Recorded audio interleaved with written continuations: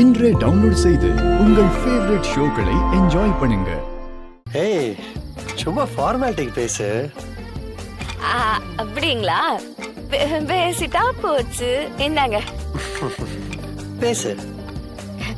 ஐயோ, நீங்க போற நாடகத்துக்கெல்லாம் என்ன பண்ணணும் தெரியுமா? என்ன பண்ணணும்? உங்களை ஒரு கம்பத்துல கட்டி வச்சு சவுக்கு இருக்குல்ல, சவுக்கு அதால தோலை உரின்னு உரிக்கணும். அப்படியா? ஆமா. நீயும் தானே இதை கல்யாணம் பண்ணி நம்ப வச்சு ஏமாத்தினல்ல?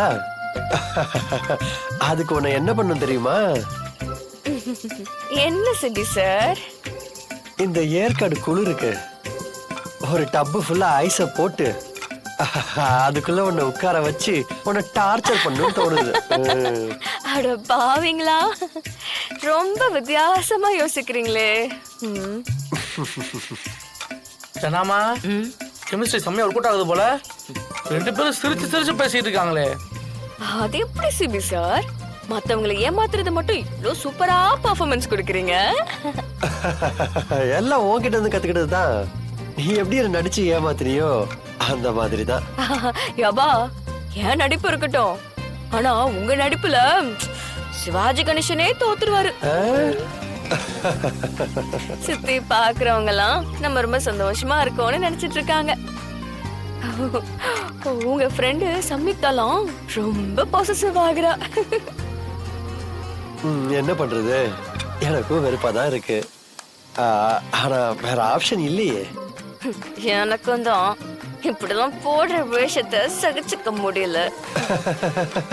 நல்லா சமாளிக்கிறா.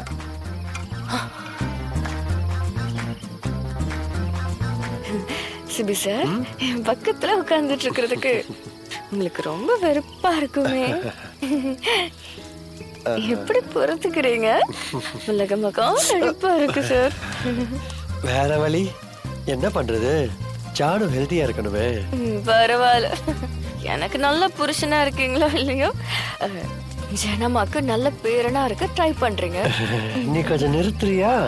நான் ட்ரை பண்ணிட்டுலாம் இல்ல, இந்த நிமிஷம் வரைக்கும் ஜானுக்காக தான் ஒவ்வொரு விஷயமும் பண்ணிட்டு இருக்கேன்.